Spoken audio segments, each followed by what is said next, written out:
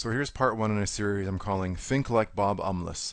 Are these cells referenced in that formula? And this comes from a real question. So first of all, if you don't know who Bob Umlas is, he was, I believe, the original or the first Excel MVP, which is something that I'd love to become someday.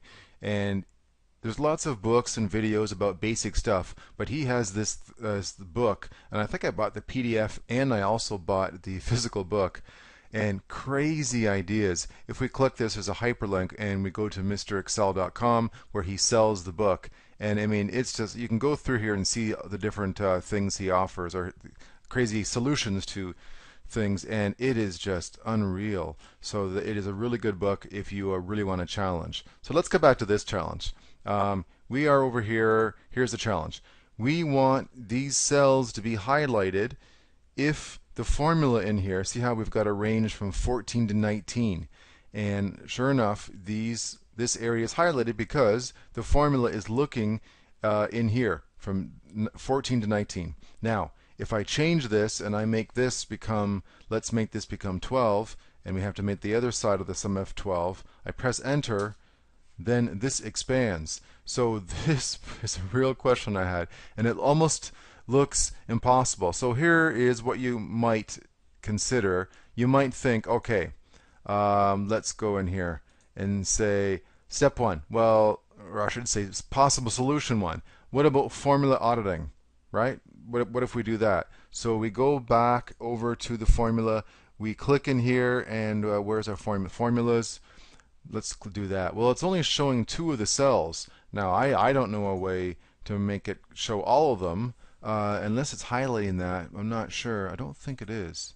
But anyways, this is only temporary. You can remove them. And the challenge is to put true false all the way down right beside it for this particular formula and possibly other formulas, and see this area say true and see these cells highlighted. That part's easy, just conditional formatting. So that was my first thing, formula auditing, and then maybe VBA. But that's, let's say we can't do VBA. So then we get into something like this where we have to think further outside the box. And so here's what I came up with. I'll just check this. Here's the crazy solution. And note that you have to be in Excel 2013. First of all, put the formula here. Okay, it's a simple SUMIF that's looking at this area if it happens to be a C, and add up what's in column C. So in the end, we want this to be highlighted. And I'll pause the video. I need to copy this. Well, I can do it right now. I won't pause it. We'll just go like this, Format Painter, and I will just highlight all of this. That should, oh, okay, one little thing here. Go like this, Home, Conditional Formatting. We just need to update this and lock it to column E. Put that $ really quickly here. And then we can do that, Format Painter, and go like this, just so it's the same as the other sheet. Perfect. So we have this formula. It's only referencing, as we can see, 14 to 19. And you want a way to permanently flag it inside of here. So that, if this changes, it grows or shrinks, the two ranges, then this solution will also change. So, step one. If you're in Excel 2013, or whatever the new one's called, 14 or 15, you have formula text now, something that I think is great. You don't have to have some kind of macro code or whatever. You can pull that out of there, and that is really in the cell.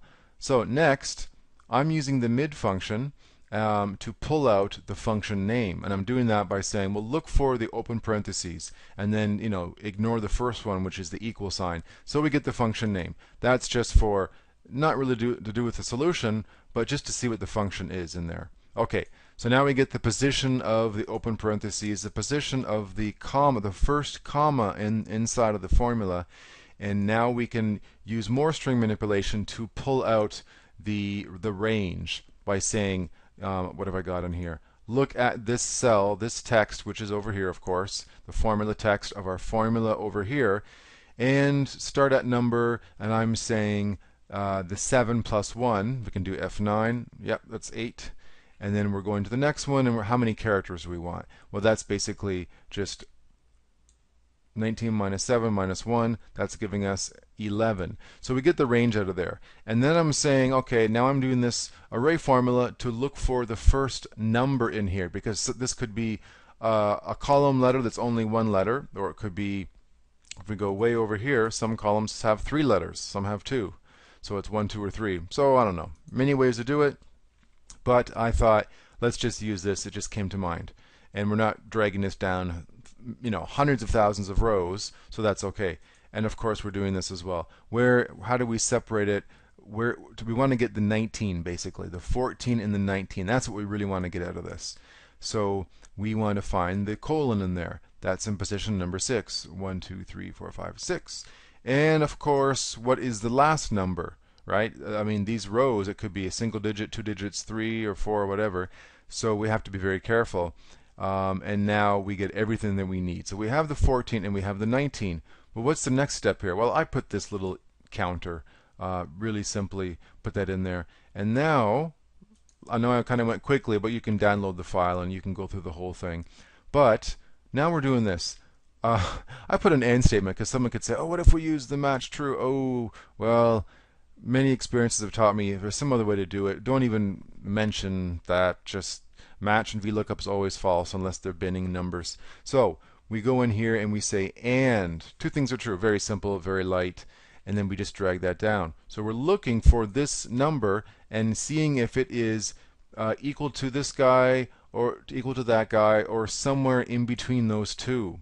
So let's now try it out. We're going to go to this sum if, which is all the way back here, and we're going to make this now become, let's make it become 17 and 21. So 17, 21, and of course you have to do the same thing over here. 17, and 21. Press enter. Look at that. It all changed. Now we're flagging it, and if we go back to this formula, sure enough, 17 and 21, 17 to 21, and in here that's exactly the rows, or the, I guess, the counter, same thing. It's highlighted. Now we could also do the same for other formulas. You can take this whole solution and just drag it down and then just change your formula. This does, however, all of this does look for the first range. Sum if, sum ifs, average ifs, all that kind of stuff. You could adopt it, or change it, I should say, to do other things as well. But the whole beauty is basically the formula text, which allows you to pull all this stuff out.